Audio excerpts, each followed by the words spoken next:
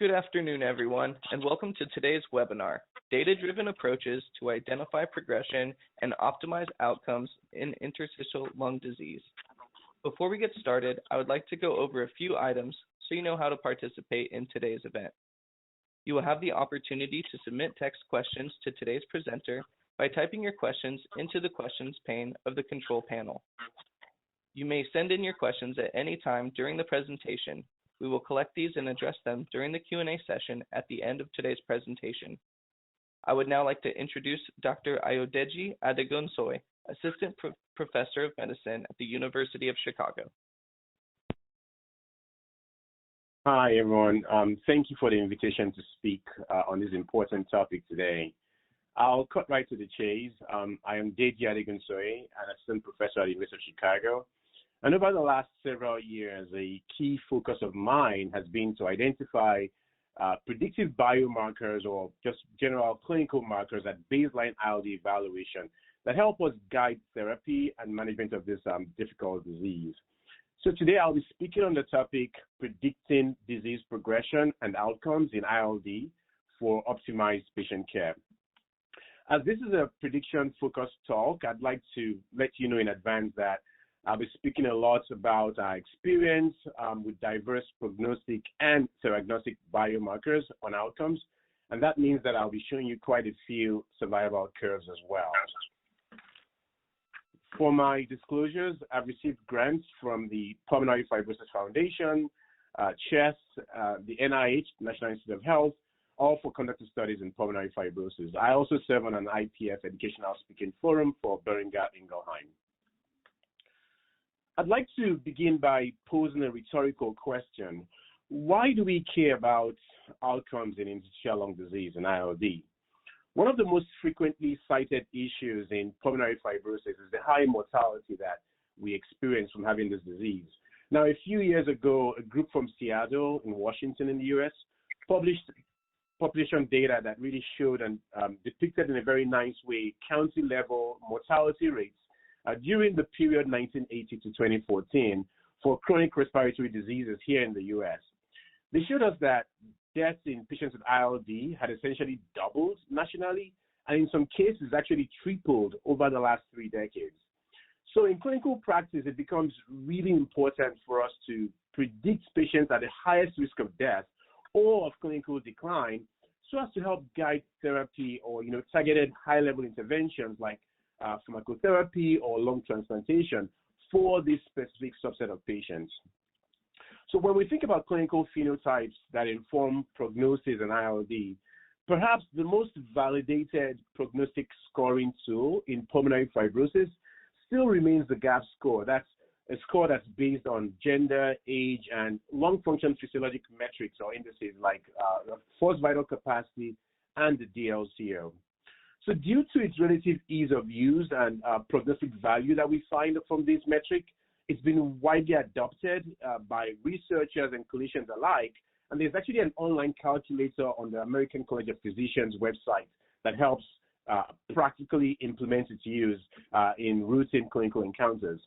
However, increasingly we are finding that there are several other almost equally important physiologic indices and clinical phenotypes that can help us inform prognosis in ILD.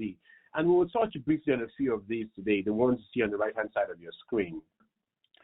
So a few years ago, as we studied lung tissue from patients who had pulmonary fibrosis here at the University of Chicago, we noticed that patients with idiopathic pulmonary fibrosis, that's IPF, often had large lymph nodes, some of them as large as my thumb, right? And this was the case on chest CT scans, on explanted lungs from those who had lung transplantation, but the clinical significance of this was unknown. So thinking outside of the box, so in this case, the box of the lungs, we naturally asked ourselves, do these lymph nodes impact outcomes? So to answer this question, we here at Chicago undertook a retrospective multi-center study of over 1,000 patients who had a multidisciplinary diagnosis of ILD. Now, our institution is located on the south side of Chicago. So to replicate our findings, we selected a disparate group of patients from 4 tertiary facilities are located primarily on the north side of the city.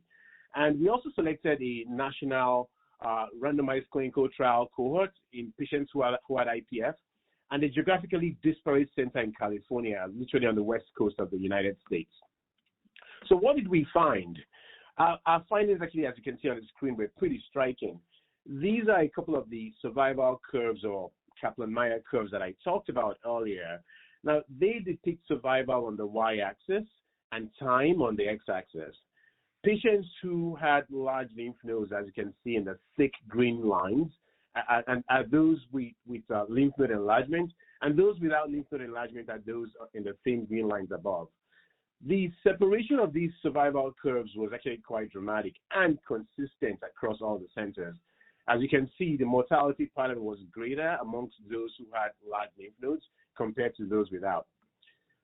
These findings, importantly, have also been replicated in other groups across the world, so in Japan and across the European continent, essentially. We also found that beyond the observation I just told you about, meaning large lymph nodes predict mortality, lymph node size, location, and count actually also predicted hospitalization risk in patients who had ILD. We found that those who had these radiologic indices typically had a 50 to 70% increase in the incidence rate ratios for ILD exacerbations and subsequent hospitalization in their disease course. So, moving on, we talk about CT scans a lot, and when we obtain these HRCT scans of the chest and ILD, we often do not get these primarily to assess lymph nodes. We get them because we are often looking for features of fibrosis, and oftentimes we're searching for the most severe form of fibrosis, the honeycombing that we talk about often in ILD.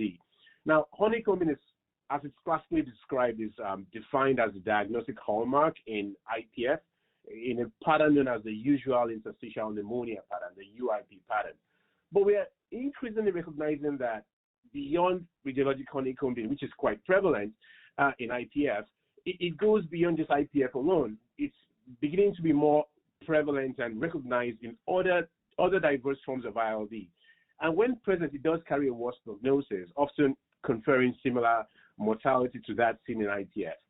And so it's been used now to identify those who have a progressive fibrotic phenotype in diverse ILD subtypes. As you can see on the screen here, patients who have radiologic honeycombing outside of IPF in disease entities like chronic hypersensitivity pneumonitis, what we call fibrotic HP, and those with connective tissue disease-related ILD, the autoimmune disease-related forms of ILD, have a worse phenotype or worse clinical course when they have radiologic honeycombing as well. And so it can help to facilitate targeted intervention in these patients, irrespective of the ILD subtype. Once again, while we do know that IPF has the highest mortality rates when compared with other ILDs, the presence of radiologic honeycombing is common across the different subtypes, and there is substantial variability in its prevalence across these different forms of ILD.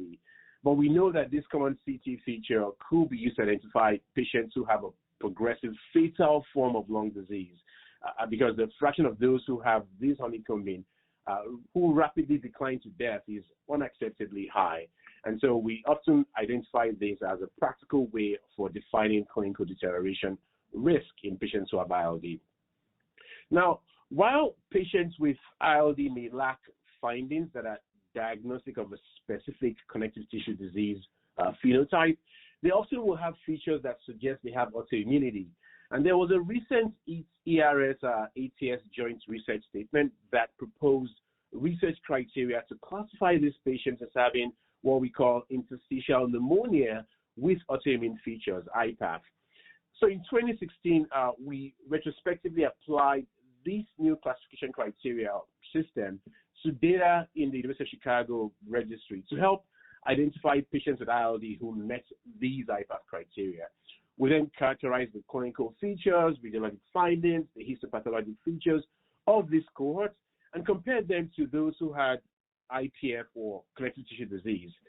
As you can see on your screen here, after stratifying by the presence of the usual interstitial pneumonia pattern I talked about earlier, typically which has honeycombing, the IPAF patients without the usual interstitial pneumonia pattern demonstrated a similar survival pattern to those who had connective tissue disease-related ILD, while those with the usual interstitial pneumonia pattern had survival that was pretty analogous to that seen in IPF. So how about other disease entities? So how about sleep apnea, for example? It's kind of a tale of two breathing disorders, and many of us have often wondered about this. So sleep apnea and IPF, how are they interrelated, and what impact may they have on clinical outcomes? Sleep disordered breathing is very common, particularly in IPF, and we know it's often a driver of disease, or at least a comorbid disorder in these individuals. They both cause hypoxia, they both impair quality of life, and they both affect millions of individuals worldwide. So when categorizing all-cause mortality by the requirement for oxygen supplementation amongst patients with ILD who performed polysomnography, those who required oxygen supplementation had worse mortality when compared to those who did not. Now, again, that may not really be surprising because obviously oxygen requirements often implies more severe disease. However, I will tell you that in a subset of patients, so secondary analysis, in a subset of patients with oxygen requirements, we found that CPAP therapy was associated with improved progression-free survival and with preservation of the forced vital capacity, that very important index that really helps determine the exercise capacity and ability to perform routine daily activities amongst individuals with ILD. Now, obviously, these findings were in a retrospective cohort and would need to be prospectively validated. So we'll switch gears for a minute here to talk about race and its impacts on outcomes in pulmonary fibrosis. We know that Blacks have high rates of respiratory impairment, and so thinking of race as a social determinant of disease, we hypothesize that African American race negatively impacts survival in ILD. So we performed a propensity-matched analysis of ILD patients here at Chicago, and we found that self-identified Black patients had a slightly increased survival time of about 1.5 years, even after adjusting for metrics of disease severity, like the honeycombing I talked about earlier, like the GAP score I mentioned as well. And we confirmed this in the sensitivity analysis. Obviously, this was surprising to us and directly refuted our hypothesis. But perhaps the most intriguing aspect of our results was that Blacks developed symptomatic disease, and thus they were diagnosed with pulmonary fibrosis almost a decade earlier than others. Now, this is somewhat reminiscent of colorectal cancer, where the current guidelines recommend earlier screening in Blacks, and now it's been brought into the entire population here in the U.S. This huge difference across the races at age at diagnosis was also replicated in the Pulmonary Fibrosis Foundation Registry on the right-hand side of your screen. So now thinking about that, if the 1.5-year increase in survival time for Blacks is completely abrogated by the diagnosis of pulmonary fibrosis in them a decade earlier, it raises the question of whether there truly is a survival benefit found in Blacks. And finally, I'll touch briefly on Sonical Therapy and telomeres, so a genetic marker that we often use in clinical practice. As you may already know, telomere biology-related molecules are critical to maintaining the stability of the genome. We often think about telomeres as the caps at the end of our shoelaces because they tend to protect the integrity of the DNA. Now, there's increasing evidence that points to telomere shortening as playing a key role in pulmonary fibrosis pathobiology and also in survival across the different ILD subtypes. Now, the data I'm showing you on your screen here was just published earlier this year, actually about 2 months ago, and it's regarding therapeutic response based on genetics in patients who have fibrotic HP. That's a hypersensitivity pneumonitis or a subtype of interstitial lung disease that results from exposure to environmental antigens. What we found was that amongst patients who had fibrotic hypersensitivity pneumonitis from Chicago, from Texas, from California, those with telomere lengths above the first quartile may actually have improved survival when compared with those without. So with the use of microfilament therapy, those with telomere length above the first quartile may have improved survival compared to those with telomere length in the second, third, and fourth quartiles. Now, obviously, this impacts how we think about the use of immunosuppressive therapy choices in this population, and also consideration for lung transplantation as well. So I know that was a brief whirlwind through, but in conclusion, I'd like to just state that the gender, the age, and the lung physiologic metrics that we think about often predict outcomes in ILD, and there are more novel predictors of survival outcomes in ILD, which now we begin to think about as including mediastinal lymphadenopathy, CT honeycombing, adherence to CPAP in those who have, requirements for supplemental oxygen in ILD, and also the autoimmune biomarkers as well. And then race, as we currently identified, may predict earlier onset of pulmonary fibrosis, as well as genetic heterogeneity in telomere length as being a useful predictor of outcomes in patients with ILD. So I'll pass the torch on here to my other co-presenters, and I'll say thank you for listening.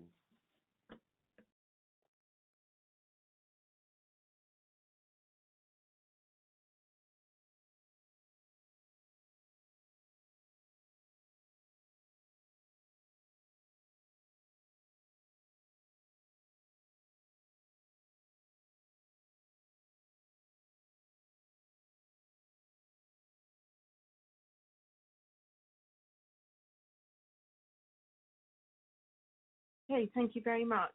It's great to be part of such a great webinar. So here are my disclosures. So we're all aware that the tragedy of the COVID pandemic has been a huge digital accelerator for healthcare delivery. But it's a really interesting question to ask, why has it taken a pandemic to move work forwards in this space when we already had much of the digital infrastructure and enablers to support us working virtually? And I think if we understand and learn from these barriers, then this can inform us on how to accelerate change for future. It can promote adoption and future-proof our systems to give us more agility for any challenges ahead. Now, we did see remote monitoring used very successfully in the acute COVID setting, and O'Carroll et al. In the European Respiratory Journal showed very nicely that acute COVID care using the patientMpower platform led to shorter lengths of stay and facilitated discharge for patients with mild to moderate disease in a very safe manner. So acute care was clearly up there as a public health and national priority, but we did see that maintaining chronic service delivery was problematic and less of a priority. And so what we know is that telehealth up until the COVID era was very slow and very fragmented, and even Australia, which is ahead in this area, showed that telehealth represented less than 1% of all specialist consultations. So why is this? Well, it's interesting to note that it is often clinicians who are the barrier and who are often unwilling to adopt telehealth and need to be convinced that it's clinically effective, at least non-inferior, it is safe, and that it can be normalized into clinical practice. So if we look at the potential barriers to embedding virtual care into healthcare systems, we've already touched on some for the clinician. If we think about the patients, well, in fact, patients are actually ahead as consumers, often wearing these wearable devices or using self-care apps to guide them. So there will be issues around clearly patients and their digital health literacy that need to be addressed. And we do know that in ILD patients, some estimate that a significant percentage, possibly up to 30%, are not computer literate or have a smartphone. And so it's not a solution that will suit all. It's very important to see where remote monitoring fits into existing digital ecosystems, which is the middle structure of this pyramid. And this is important to avoid silo working and to avoid platform fatigue by clinicians. If we think at the top of the organizational barriers, from the organization's perspective, they want to understand the cost implications, and they want to be able to demonstrate that any potential cost advantages are present to mitigate the obvious expense of remote monitoring.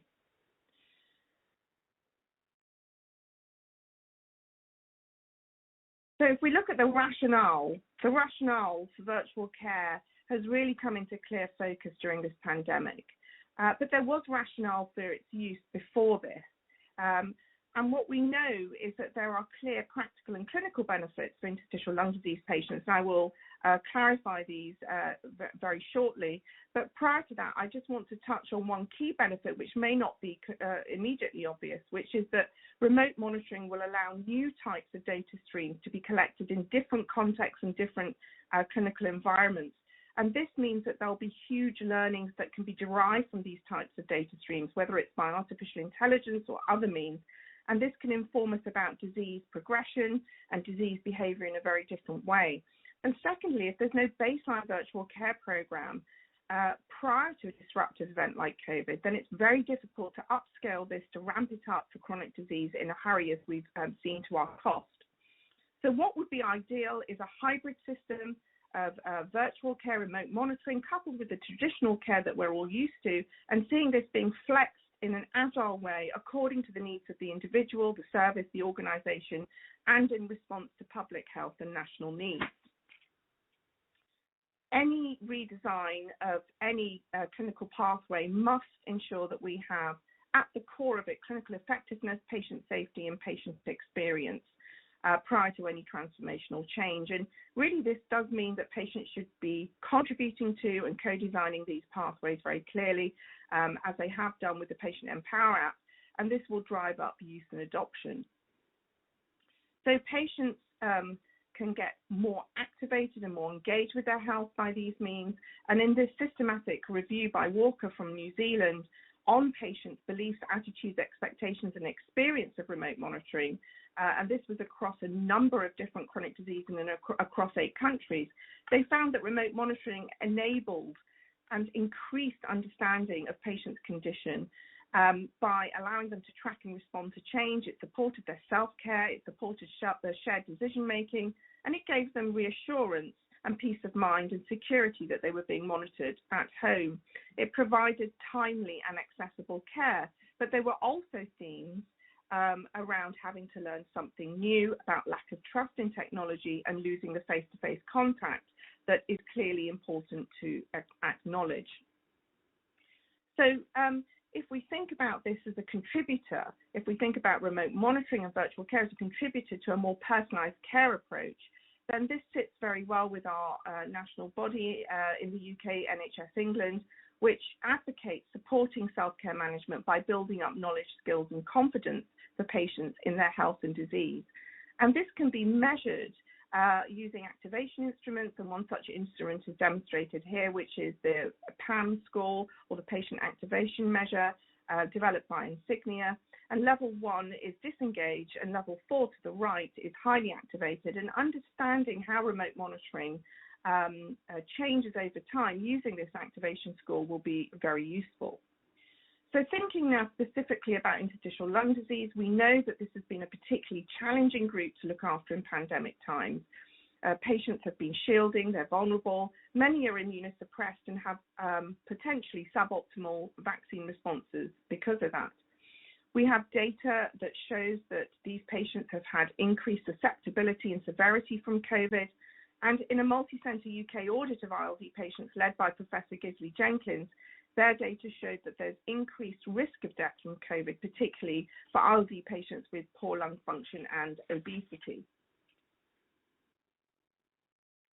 So there is evidence that forced vital capacity measurements are very useful by home monitoring. We know that these are integral to ILD care and are prognostically relevant. And in the UK, we have FVC measurements as a determinant of antifibrotic treatment start. So the lack of lung function testing that occurred in the COVID environment, coupled with patients' preferences not to travel, really has been problematic, and that's driven a lot of the remote monitoring and home spirometry interest in this area. So the remote monitoring obviously can be by Bluetooth linked spirometers, and we can also use oximeters, and these can be standalone or part of a supported digital environment such as the patientMpower app. And we know from earlier studies back in 2016, and the top reference is a UK study by Anne-Marie Russell, who studied a subgroup of patients enrolled in the profile study, that home spirometry is feasible, and in this study showed very excellent correlation with hospital readings. Furthermore, the rate of decline in FVC was highly predictive of outcome and mortality. So in clinical practice, therefore, we have a clear rationale for using remote monitoring in interstitial lung disease, with the benefits summarised on this slide below. However, in terms of evidence base, in the clinical environment, there is actually only very limited evidence from randomized controlled trials. In fact, there's one randomized controlled trial by Moore et al. From the Netherlands, who conducted a study in 90 patients over 24 weeks, and they chose to use a primary endpoint of between-group difference in quality of life measured by the K-BILD score. And although this was not met as a primary endpoint, the home monitoring was greatly appreciated by the patients and tended to improve their psychological well-being. There's been a Canadian study by Kerry Johansson in 2017 showing home spirometry is reliable and feasible with good adherence, and also data from the INMARK study published in the ERJ this year showing that, again, home spirometry was feasible with high adherence. So if we look at non-IPS ILD, so a larger group of heterogeneous diseases, there is an abstract from the Injustice study showing good adherence with home spirometry. Some of the home spirometry values were underestimates compared to hospital readings. There's another study by Edwards in 2020 using the patientMpower app, and very much a patient-led research group from Ireland and USA drove this project in a variety of conditions of fibrosis. And this showed, again, long-term use of the patientMpower app was feasible and effective. In sarcoidosis, there's much more limited data. There's only one small study, and so this needs a much further attention. So how do we actually create a virtual system of care for interstitial lung disease patients that's well embedded in a clinical pathway, is sustainable at the level of the individual patient, the clinical service, and the host organization? And in my view, the key is understanding the digital ecosystem of the host organization. So in my institution at Imperial, this involves a mature electronic patient record, as well as a patient-facing portal, and having integration of any remote monitoring systems or platforms into the big hospital systems will, in my view, help with clinician engagement and avoid platform fatigue. What that means is that all staff can access key data via a single sign-on, as well as having cohorts of key involved clinicians having access to bespoke clinical dashboards. So we already had, from 2017 onwards, virtual working and telemedicine, including video conferencing via our patient portal, which is called the Care Information Exchange, powered by Patients Knows Best. This is the largest portal serving the population in the UK, and this allows patients to manage all their healthcare and support self-care and personalised care.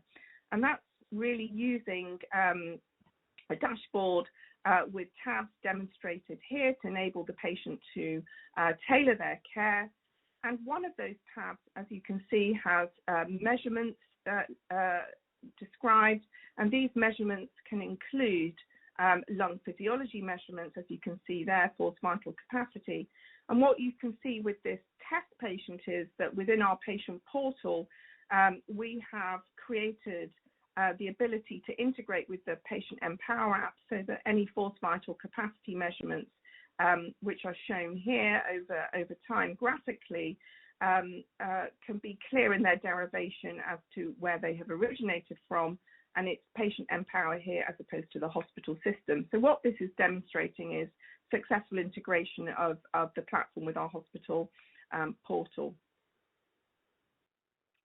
This obviously is going to be complementary and additional to the dashboard for clinicians that the patientMpower app will provide.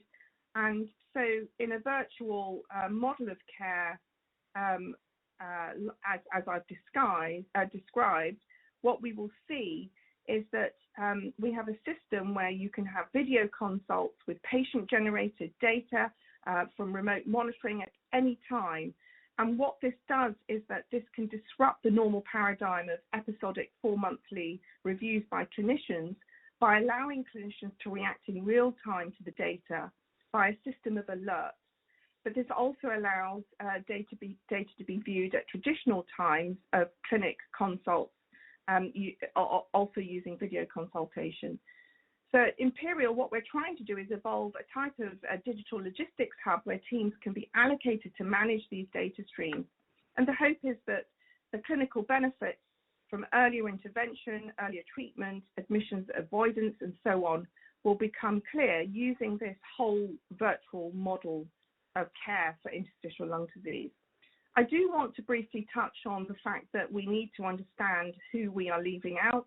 And in many of the studies that I've discussed, there has either been no breakdown of ethnicity or the recruitment was mainly Caucasian. And from work that we've done on our patient portal population, we know that certain ethnicities and certain patients from high levels of deprivation are in fact less represented in the portal and other digital platforms. So it's important to understand how to work towards making these systems much more inclusive. And as I alluded to earlier, we do also need to address the concept of digital health literacy.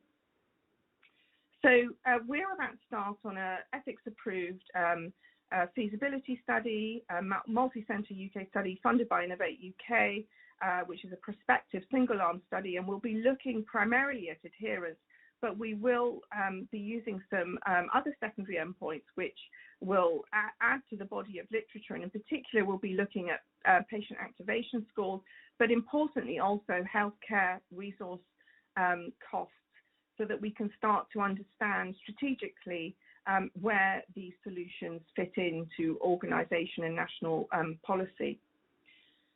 We will also be looking at the numbers and proportion of alerts, and we shall also be looking at the proportion of FVC changes identified.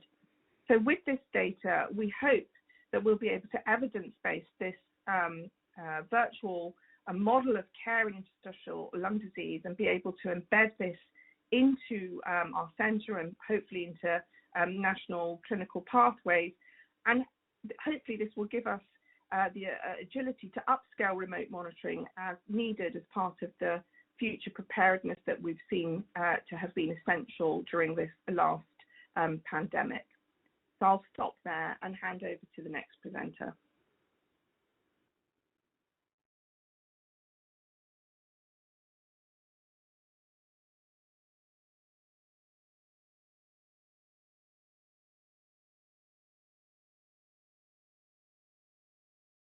Well, that was a little bit quick. Hello, everybody. My name is Andreas Günther. I'm a pulmonary and critical care physician from Gießen, Germany. I'm director of the Center for Interstitial and Rare Lung Disease at our university hospital and also medical chair of a specialized lung clinic. Also have the privilege to work in the German Center for Lung Research, and I'm coordinating the European IPF registry.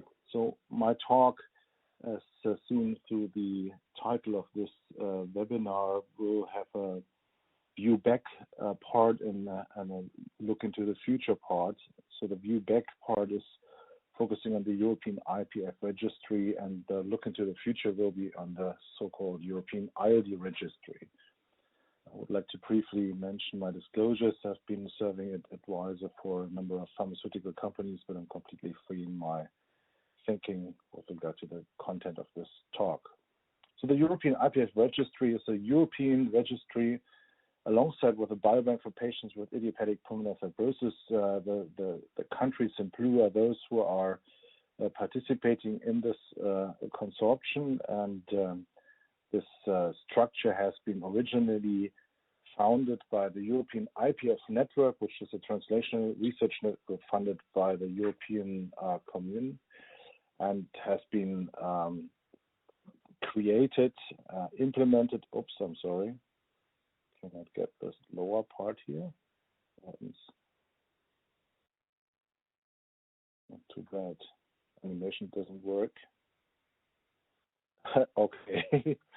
So the European IPF network had been founded by, had been implementing the European IPF Registry, which opened in 2009. We have meanwhile more than 2,500 patients and more than 8,000 biomaterials in the box. The focus clearly was on IPF, but we also allowed from the beginning on to also include other forms of ILDs. There's a longitudinal data collection implemented with regard to natural cause, risk factors, and also to decipher treatment responses. We have more than 3,500 parameters, so we can indeed talk about kind of a deep phenotyping of the patients. And of course, as mentioned, we are collecting biomaterials of utmost importance, lung tissue samples obtained from patients undergoing transplant. And I would like to briefly share with you some of the data that we have been able to generate by use of this registry. For example, one publication was focusing on the survival of patients in our registry in dependency of an antifibrotic treatment modality. As we had patients started to get into the registry by 2009, we did have a considerable number of patients not receiving antifibrotic therapy, and you can see from this publication that indeed we could somehow replicate for a real-world scenario the beneficial effect of either OFAF or aspirate therapy in patients with IPF. Another example was published in CHEST, as you can see here. This was an analysis of the Hounsfield densitogram of patients with IPF. We had been hand segmenting CT scans from these patients and found out that the area right of the inflection point of this densitogram curve indicated an area which is highly prognostic in patients with IPF. In fact, next to the sex was one of the two indicators of outcome in the multivariate survival analysis. Another example was related to patient-related outcome parameters such as the SF-36 questionnaire. In this work, we could show that SF-36 can be linked to anchor values such as lung function and 6-minute walk, and is a reliable test that can be applied to IPF subjects. And the final example is from this paper, which has been published in Journal of Clinical Medicine, where we have been asking for the impact of pirfenidone on lung function and exercise data. And just one slide out of this paper shows the change in the pooled FVC data set from the entire cohort prior to therapy and then thereafter. And we also did some intra-individual analysis of slopes in order to reproduce this. Just to let you know, we do believe that one of the key advantages of our registry and is the biobank part. I will have no time to go through details, but this is just a short selection of papers that all have been generated on the basis of biomaterials that originated from the registry biobank. So we feel that the provision of these kind of biomaterials is a very important part of our work, and this will be continued, of course. So look in the future.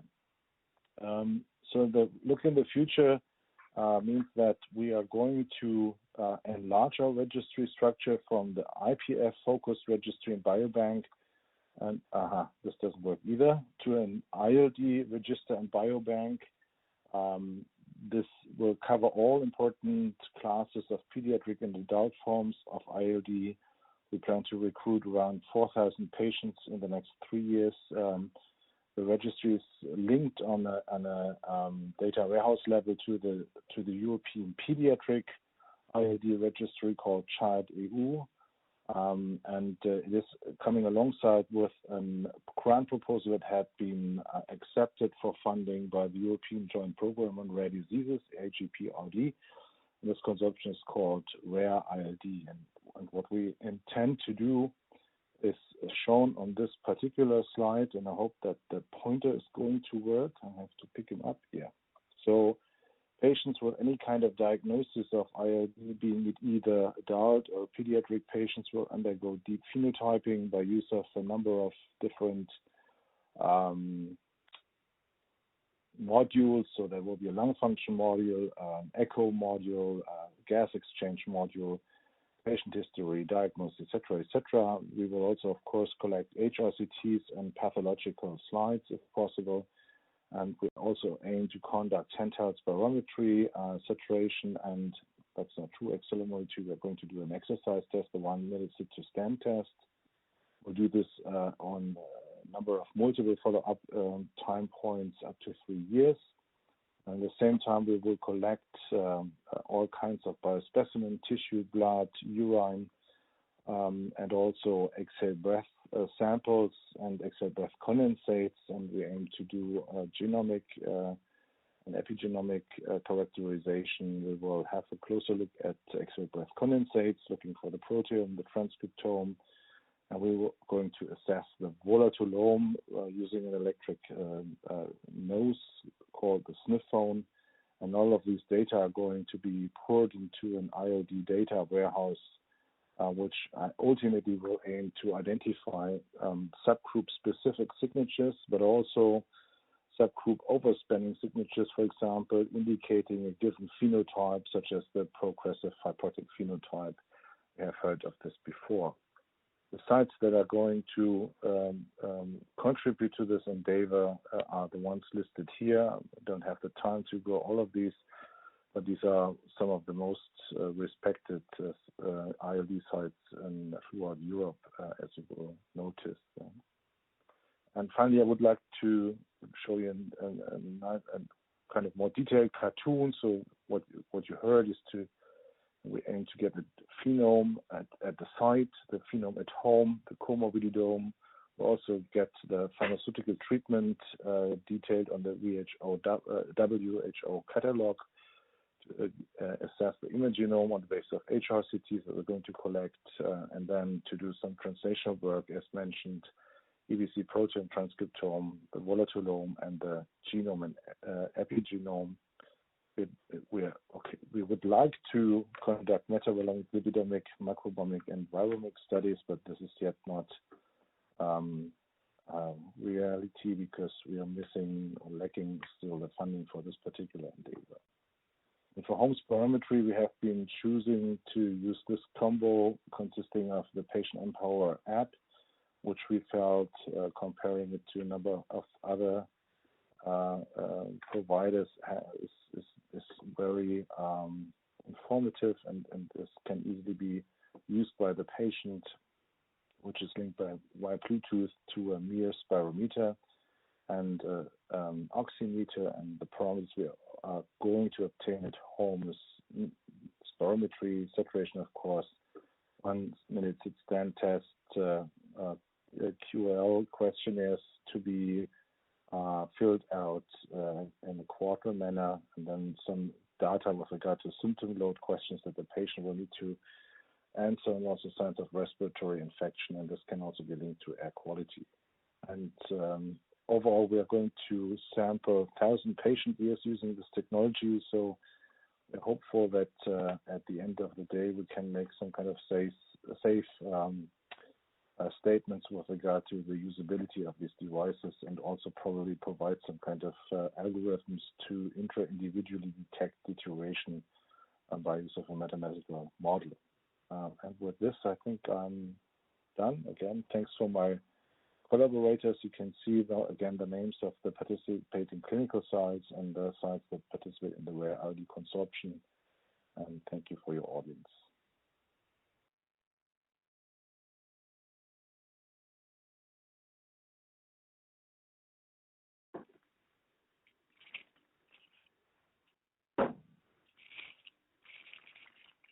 Hi everyone. So I'm Rebecca. I'm a Customer Success Manager with patientMpower. So as described earlier, patientMpower provides a platform for remotely monitoring respiratory patients. And we work with respiratory specialist centres in the US, the UK, and in the EU.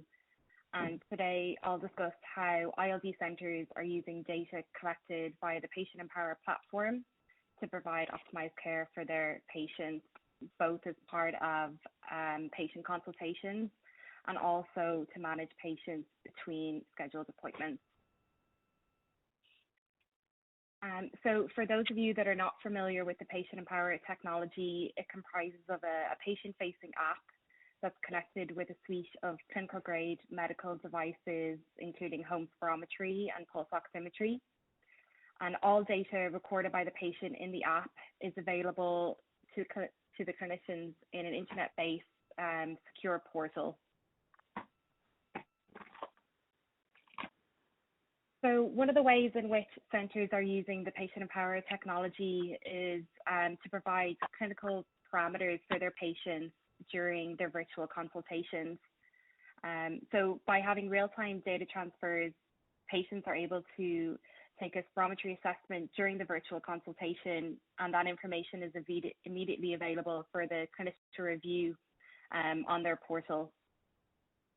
So even prior to COVID, one of our centres have found that they've reduced the need for face-to-face appointments by as much as 70%. And centres have talked about how this has, been indispensable during the COVID period, and now in this post-COVID time, how it's increasing their clinical capacity. So as well as virtual consultations, the technology is also allowed for management of patients between their scheduled appointments.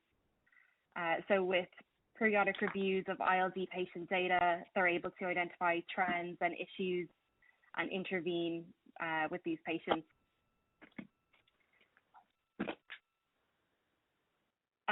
So centres have spoken about how they've used the data collected through the patientMpower platform to manage their stable patients virtually, and how they've been able to focus on patients that are deteriorating or those that have greater care needs.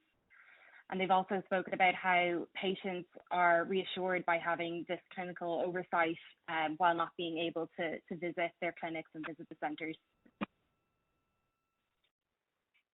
And looking at some clinical use examples, so we've received reports where ILD patients' disease is progressing, and this has been identified quickly at home before a patient would have been seen in a centre. And one of the centres have reported how they've been able to refer one of their patients for lung transplant assessments much more quickly than they would have otherwise. And this has been valuable in the context of where there's been reduced access to spirometry in clinic. But the clinical use also does extend outside of home spirometry with a suite of medical devices connected with the app. ILD centres are able to get a holistic review of their patients, looking at multiple patients' clinical parameters. So monitoring of oxygen saturation has allowed the identification of patients that are desaturating and has enabled them to be assessed for supplemental oxygen much more quickly, managing their symptoms and keeping the patient then active in their daily life. And of course, with the unexpected nature of exacerbations, early identification of exacerbations leading to early intervention, is allowing centres to optimise their patients' care. And we have received reports from centres where they've been able to identify patients that are exacerbating, intervene with treatment, and are having successful patient outcomes. So thank you. And if you have any questions, you can email us at info@patientMpower.com or visit our website below.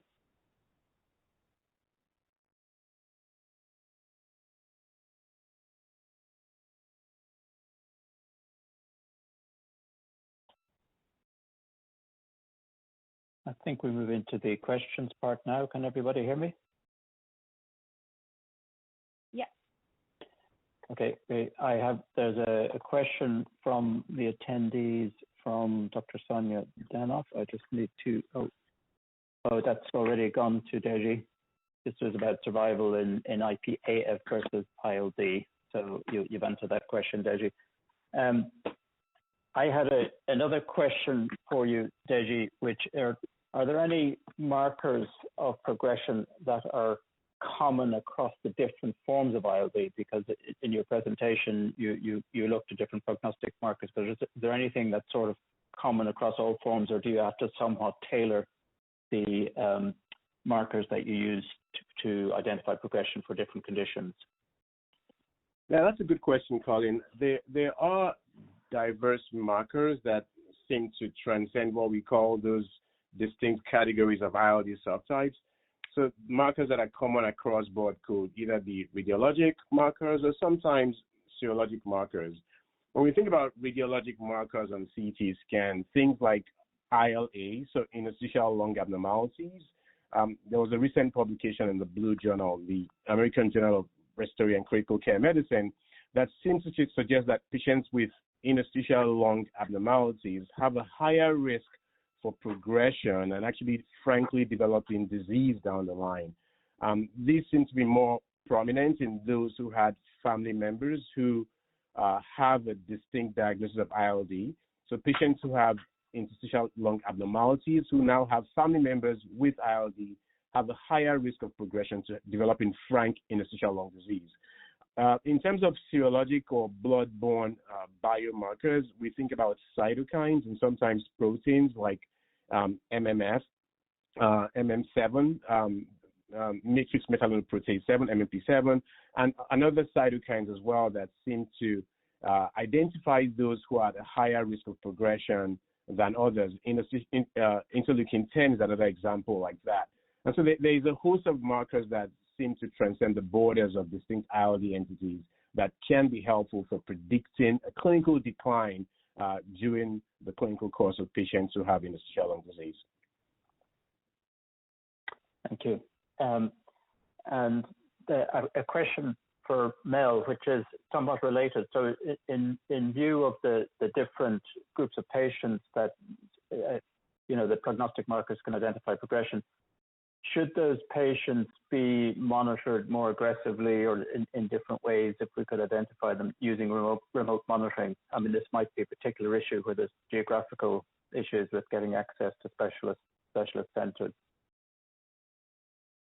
I think it would be hugely helpful for subgroups and cohorts who are more at risk to be targeted for remote monitoring, just because you have that sort of flexibility and agility of response to react and act on earlier drops in FVC. And we know that all declines in FVC could be potentially prognostically important, and also in picking up acute exacerbations. So yes, I think if we're starting to identify with markers, biomarkers or other radiological markers that there are certain groups that are at risk of progression, it would seem sensible that we use every tool that we have in our toolkit to monitor those, and that would include remote monitoring with real-time reactions to the data. Mm-hmm. Mm-hmm. And Andreas, I have two questions to you. One I think is quite a quick one. In the registry, the new registry that you're planning is obviously going to run for quite a long time, and new treatments will be entering into clinical trials over that time. Will such patients be allowed into the registry if they're already on an existing treatment of a new therapy?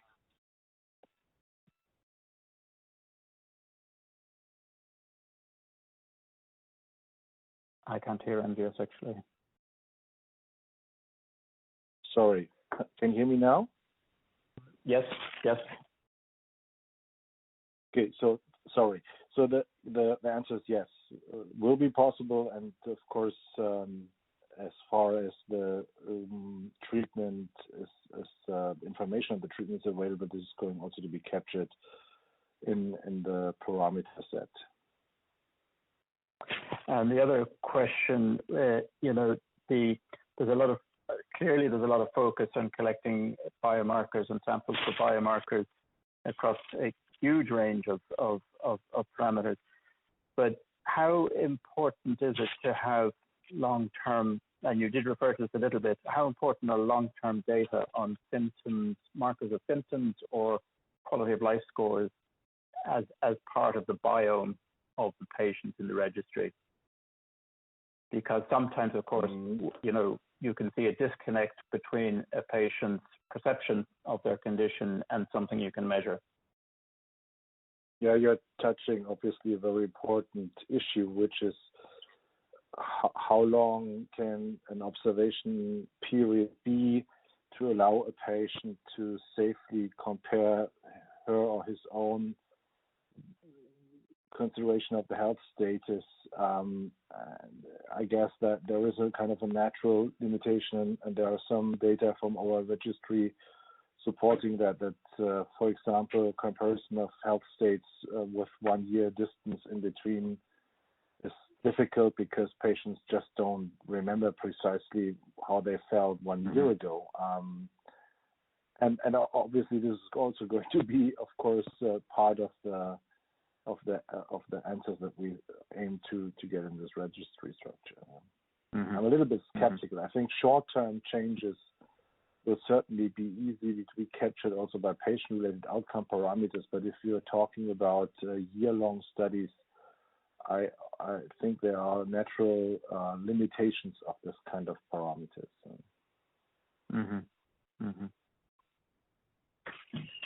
A question for Rebecca. Rebecca, do we have data on how frequently or how willing patients are to do frequent measurements of lung function or pulse oximetry over fairly long observation times? I know we had good adherence in the acute COVID program, but what do we have from some other programs?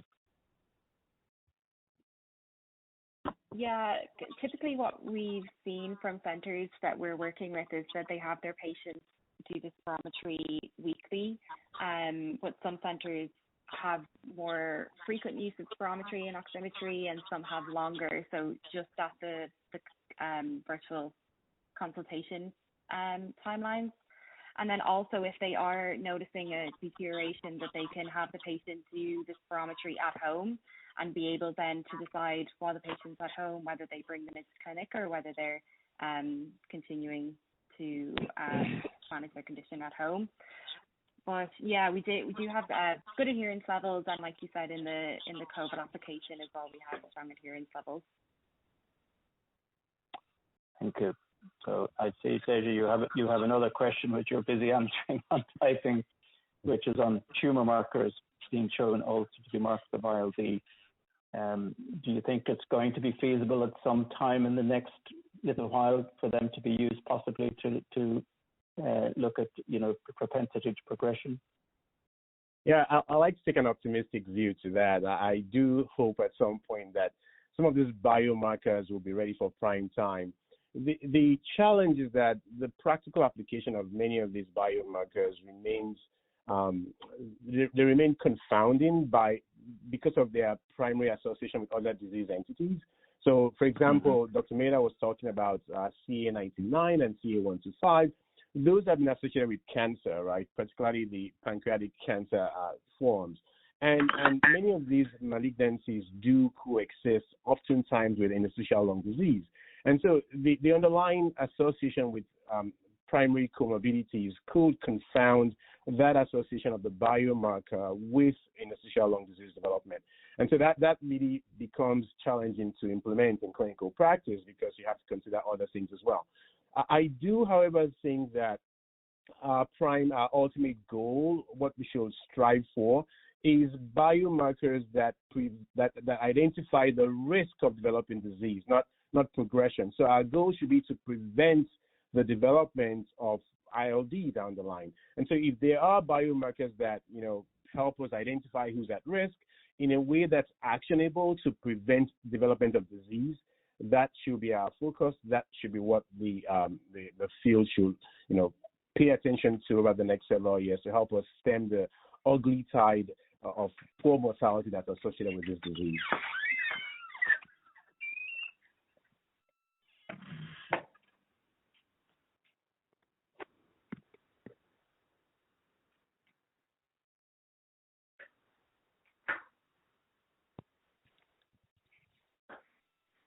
Okay, well, thank you to our speakers and thank you to everyone for attending today's webinar, Data-Driven Approaches to Identify Progression and Optimize Outcomes in Interstitial Lung Disease. If you have any other questions, please email hcp@patientmpower.com. If authorized by patientMpower, the webinar will be posted to the ATS YouTube channel in about 2 weeks. On behalf of patientMpower and our presenters, thank you for joining us today and have a great rest of your day.